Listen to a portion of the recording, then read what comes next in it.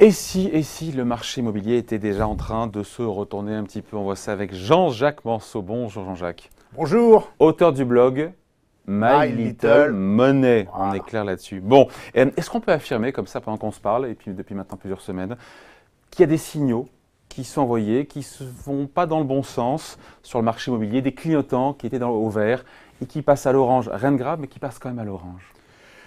Ce qu'on peut observer, c'est qu'effectivement, comme l'année 2017 a été tellement exceptionnelle à tous les niveaux, la construction neuve s'est enflammée, les ventes, plus d'1 million de transactions. Énorme. C'est énorme. C'est jamais vu quasiment dans un million. C'est un record. C'est un record. Je ne peux pas remonter. Mais les belles années 2007 et quelques, c'était de 900 000. Oui, on n'a jamais dépassé cette barre du million. Donc c'est vrai que c'est. Le million, ça inclut l'ancien et le neuf. Oui, c'est symbolique, mais en même temps, ça montre qu'effectivement, le marché, après une dizaine d'années de crise, après la chute de Lehman Brothers de 2007-2017, a vraiment retrouvé de la vigueur. Mais ça, c'est le rétroviseur. Ça, c'est le rétroviseur, mais c'était porté par des choses qui sont toujours là, d'ailleurs, hein, des prix qui étaient bas, voilà, un besoin de se loger qui était fort, une politique fiscale qui aidait aussi à ça. Donc ça, c'est le rétroviseur. Voilà. Et alors, après cette année un petit peu exceptionnelle, on va dire, en termes de volume, eh bien forcément, le mois de janvier, Qu'est-ce qu'on a comme indicateur qui viennent tangibles, qui viennent nous dire effectivement ça ralentit? Rien de grave, rien d'inquiétant, mais ça ralentit. Il y a par exemple des baromètres. Alors les baromètres, faut les utiliser à bon escient, mais les baromètres, ils ont tendance un peu à prendre la température en fonction de ce qu'on a envie de porter pour sortir. Hein. Si on a envie de mettre un manteau, on va dire qu'il fait froid. Le baromètre Se Loger, par exemple, qui dit que le marché fait -1 au mois de... Là, on parle de l'ancien, des ventes dans l'ancien. Il fait -1 au mois de janvier. Les prix, il y a une tension à la baisse des prix. Il y a un petit peu de tension sur les marges de négociation. Vous savez, quand la part de négociation qu'il y a entre le prix affiché et le prix effectué. Il y a une petite tension, mais elle était nulle. C'est-à-dire tension. Tension, c'est-à-dire qu'elle augmente, mais elle était nulle l'année dernière. L'année dernière, on peut de nouveau un peu négocier les prix. Oui, l'année dernière, le coup de cœur l'emportait, c'est-à-dire que les clients voyaient un appartement, ils avaient envie de l'acheter, ils l'achetaient au prix fort, voire même, il y avait des surenchères qui se faisaient. Donc maintenant, on peut de nouveau un peu négocier? On peut un petit peu de nouveau négocier parce que les prix, évidemment, soit se stabilisent, soit ont légèrement tendance à baisser. Dans les marchés les plus dynamiques, il peut y avoir une petite marge de négociation. Les délais de vente, est-ce qu'ils s'allongent un petit peu? C'est un indicateur qu'il faut regarder, ça aussi. Les délais de vente, c'est les grands réseaux d'agences, La Forêt, Guy Hockey et autres, donnaient des délais de vente autour de 60. Alors, on distingue les délais de vente à Paris et ceux en province. Bon, on était bien en dessous des 100 jours, on était plutôt autour de 66-67 jours. Mais est-ce que ça s'allonge un petit peu de quelques jours? On cherche les signaux faibles, là encore. Hein. C'est-à-dire que je pense qu'aujourd'hui, pour déterminer les vrais signaux faibles de 2018, il va falloir attendre un petit peu. C'est-à-dire que les délais de vente, on ne peut pas trop juger sur le mois de janvier ni sur le mois de février, qui est traditionnellement le plus court. Il y a une dynamique qui est enrayée, on peut le dire, sur le marché immobilier.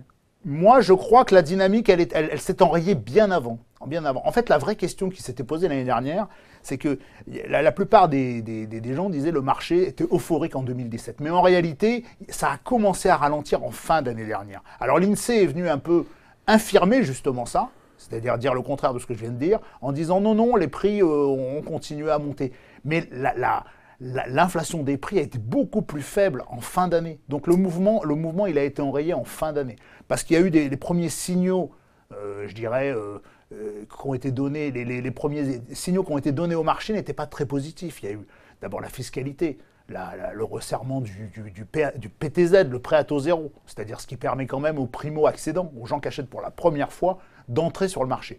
Il y a eu un resserrement des conditions de ressources, des lieux pour pouvoir l'utiliser. Il y a eu effectivement aussi un recentrage du principal dispositif de défiscalisation, la loi Pinel, qui a été recentrée sur les zones où il y avait réellement besoin de logement. Bon, c'était pas plus mal. Ce qui est compréhensible. Ce qui est compréhensible, mais vous avez beau dire aux promoteurs à Saint-Étienne qu'il n'y a pas besoin de logement sur Saint-Étienne, puisque c'était une des villes où les prix ont le plus baissé l'année dernière. pour lui, ça fait des ventes en moins, donc du coup, ça fait quand même, voilà, ça a un impact, ce recentrage sur les zones où il y a le plus de demandes, l'Île-de-France, les grandes métropoles régionales. Donc il y a eu l'IFI aussi, le fait qu'on transforme l'ISF, l'impôt sur la fortune, en impôt sur la fortune immobilière. On attend de voir les effets, c'est un peu tôt pour se prononcer. On attend de voir les effets, mais si vous avez un patrimoine immobilier composé de 2-3 appartements, vous n'allez pas en acheter un quatrième, vous n'allez pas prendre le risque de vous retrouver... Pas pourtant que vous allez vendre l'un des 3 que vous avez, pour autant, dans l'autre sens. Mais juste, oui. Ce qui est sûr, c'est que le cabinet Xerfi, ils sont assez bons là-dessus, ils viennent de publier une étude sur le logement en France, et ils nous disent effectivement que l'immobilier devrait atterrir en douceur à compter de cette année, de 2018.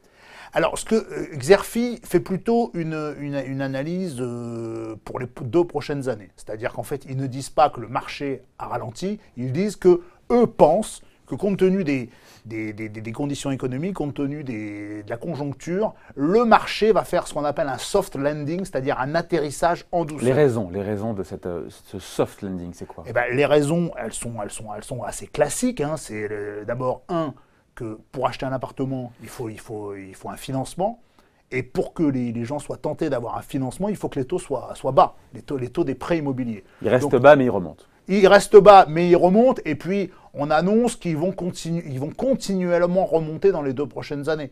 Donc, ce n'est pas très rassurant. Alors, ça peut avoir un effet à court terme de dire « je me dépêche d'acheter aujourd'hui parce qu'aujourd'hui, je peux emprunter à 2% sur 20 ans, ce qui ne sera pas forcément le cas en fin d'année.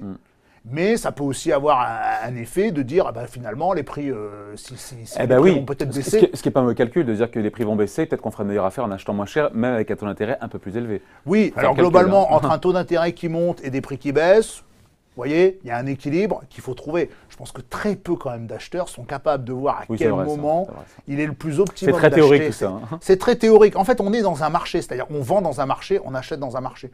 Vous vendez cher, vous achetez cher. Vous vendez pas cher, vous achetez pas cher. Donc, mais les taux d'intérêt, c'est quand même... Autre raison, donc les taux d'intérêt qui vont qu'à se remonter, les raisons de l'atterrissage, qu'est-ce qu'il y a d'autre? Les raisons de l'atterrissage, c'est qu'effectivement, toutes les mesures fiscales vont commencer à impacter les ventes. D'ailleurs, Xerfi prévoit que il prévoit des transactions en repli de 1,9% en 2019. Alors, c'est pas non plus un choc, hein, mais bon, c'est une baisse.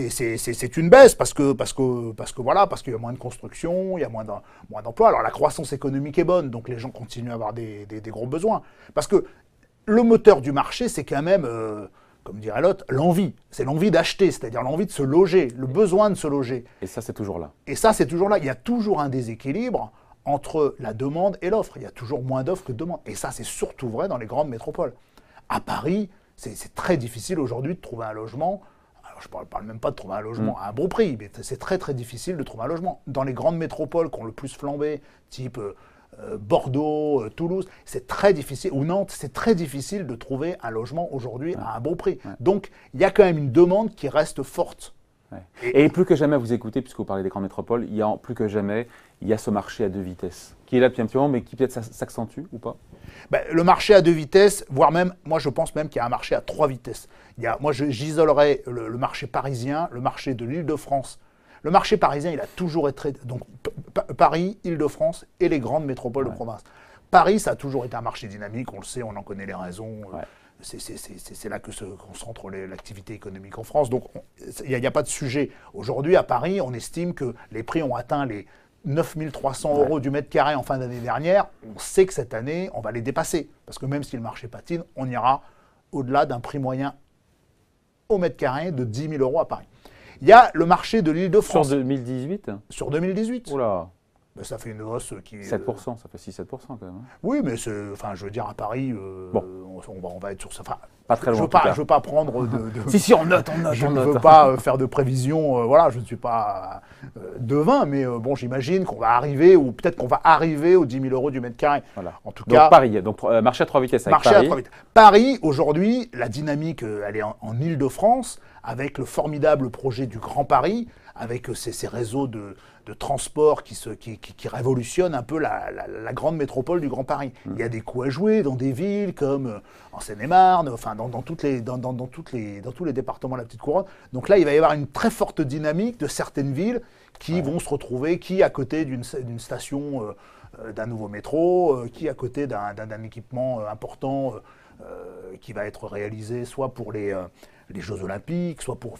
Il y a toute une série d'événements qui Donc première vitesse. Première vitesse, voilà. Paris, la région parisienne. Ouais. Ensuite, les grandes métropoles, classiquement Lille, Bordeaux, Toulouse, enfin les grandes métropoles ont énormément de projets urbains très intéressants. Elles ont des projets de développement. Certaines de ces métropoles continuent à avoir un solde migratoire très positif. C'est le cas de Nantes, de Bordeaux. Ça pose même peut-être quelques problèmes avec les Parisiens qui arrivent massivement à Nantes, à Bordeaux. Les entreprises, aujourd'hui, elles délocalisent une partie de leur activité dans ces villes. Donc ces grandes métropoles, je pense qu'elles sont protégées d'une prochaine baisse des marchés dans les 2 prochaines années. La dynamique va être encore très forte. En revanche, il y a toute une série d'endroits en France qui vont être moins gâtés. Qui le sont déjà aujourd'hui, c'est pas... Qui le sont déjà aujourd'hui. Je crois que le chiffre, c'était qu'en 2017, les 10 départements les plus actifs ont concentré 41% des transactions. Voilà. Donc, voilà, sur 95 départements, il y en a 10 qui font presque la moitié du marché. Donc, évidemment que les départements qui sont les plus délaissés aujourd'hui, on pense au Grand Est, dans les Hauts-de-France, hormis les grandes métropoles, hein, évidemment, comme Lille, la Bourgogne-Franche-Comté, voilà, ces régions-là ne vont pas afficher une dynamique différente en 2018 dans 2017. Voilà, donc il y a comme des signaux faibles pour l'instant, il n'y a rien de catastrophique, il n'y a rien, on ne peut pas s'alarmer non plus, mais il y a des signaux qui montrent qu'on est quand même en phase de ralentissement et que la dynamique, elle est moins là, elle est moins au rendez-vous. Je crois qu'il ne faut pas non plus prendre ces signaux pour un message d'alerte du style il faut acheter tout de suite ou il ne faut pas acheter. Un projet immobilier, ça tient pas compte de ces signaux-là. Il est prêt à être agent immobilier, lui, dis donc. Voilà, un projet immobilier, c'est le bon moment, c'est quand il y a le bon besoin. Donc après, on trouve le meilleur financement. Il y a toujours des moyens de trouver les bons financements. Bon, très bien. Trouver le bon produit au bon financement, il ne faut pas se laisser perturbés et influencés par ces baromètres qui soit sont utilisés pour un peu dynamiser le marché, soit sous forme de lobbying, pour faire un peu pression sur le gouvernement, sur les lois de défiscalisation et autres. Je pense qu'il faut garder la tête froide. Voilà. Il garde la tête froide, bien froide. Jean-Jacques Manceau, auteur du blog My Little Money. Merci Jean-Jacques. Merci David.